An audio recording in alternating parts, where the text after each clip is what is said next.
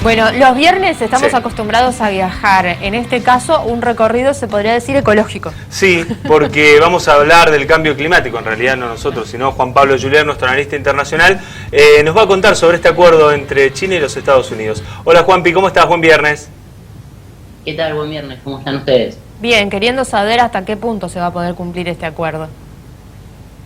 En realidad, bueno, hay que, por un lado, celebrar el acuerdo, por otro lado, ser cautos, porque ¿qué venía pasando con esta cumbre del cambio climático de Naciones Unidas que hasta hoy se está haciendo en Glasgow?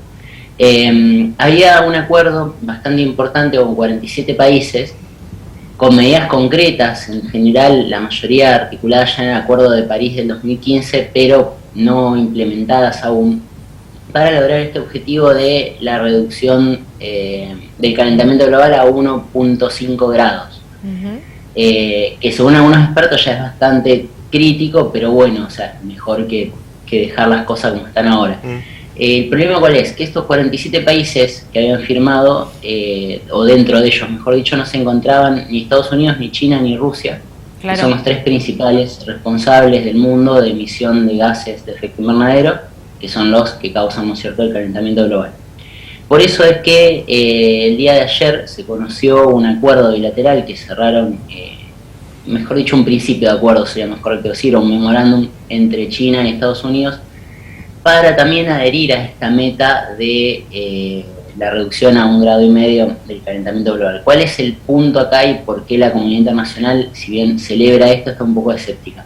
Que no hay medidas concretas.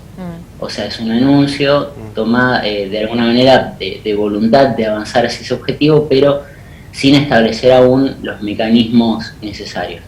Y a partir de ahí hay que atender un poco la situación interna de cada estado en cuanto a lo energético.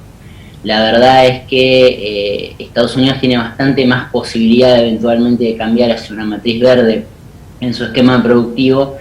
A China le va a costar bastante más, por una cuestión principalmente de tecnología disponible en cada uno de los dos países. Ahora bien, a China le puede costar más en cuanto a su proceso de desarrollo tecnológico, pero a Estados Unidos le va a costar más en cuanto a la oposición interna que hay en el país. A la idiosincrasia que hay dentro de la comunidad norteamericana también. Exactamente, entonces, y de hecho a sectores muy importantes de la política, entre ellos el expresidente Trump, que niegan directamente el cambio climático. Entonces, tenemos como varios factores de atender que encienden esa alerta de escepticismo en cuanto a lo que lograron acordar China y Estados Unidos. Más allá de eso, la intención es importante porque de alguna manera marca una tendencia mundial a reconocer el problema y a atenderlo.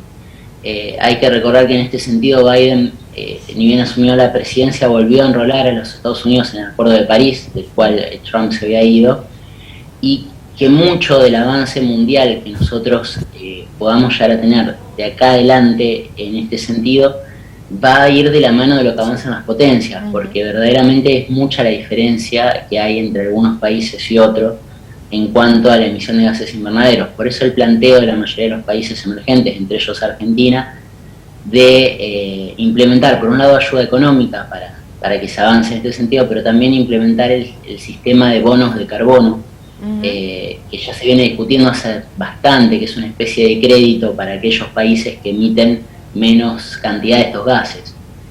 ¿Por qué? Porque es muy difícil avanzar en forma pareja. Nosotros hoy tenemos un escenario en el que Europa, por ejemplo, está completamente a la vanguardia en este sentido y ha hecho avances impresionantes.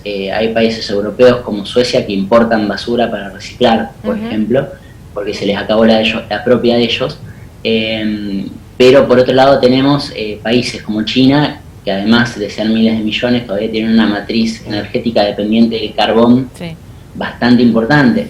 Entonces ahí tenemos un problema en el cual las desigualdades del mundo se notan, se marcan, y es necesario también atenderlas, porque al igual que nos pasó con la pandemia, o que nos pasa si se quiere hoy en día, son cuestiones muy difíciles de atender si no se avanza de forma multilateral y hacia el mismo lado. Claro, en los papeles, es como decir, en los papeles está todo bien, pero en la práctica hay muchas cosas que ajustar. en la práctica se requiere un solo barco yendo hacia un solo destino. O sea, las cuestiones mundiales, como el calentamiento global, cuestiones de salud, si no tienen una dirección única, normalmente naufragan. Es lo que sucede habitualmente con estas cuestiones. Por eso es que son tan importantes eventos como esta cumbre de Glasgow, que reúne o de alguna manera obliga, entre comillas, porque en realidad ningún Estado está obligado a participar, pero obliga a sentarse a debatir el problema y a plantear soluciones a las que adhiera al menos una buena cantidad de los países. Por eso, insisto, es importante esta declaración de China y Estados Unidos, en el sentido también de que muestra de que más allá de otras diferencias que puedan tener estos dos estados, en algunas cuestiones también se pueden avanzar juntos. Entonces esto también es una buena señal para el mundo, sobre todo en un contexto en el que la polarización es más la norma que el acuerdo. Entonces tiene sus cosas buenas, puede tener sus dificultades a futuro, pero sin duda es algo que marca importancia y marca agenda a nivel internacional. Juan Pablo, gracias por estos minutos. La semana que viene vamos a hablar seguramente de otro tema que arde aquí en la región. Estamos hablando de Chile. Vamos a ver qué pasa este fin de semana con esas elecciones. Gracias, Juan Pablo. Buen fin de semana para vos. Igualmente para ustedes.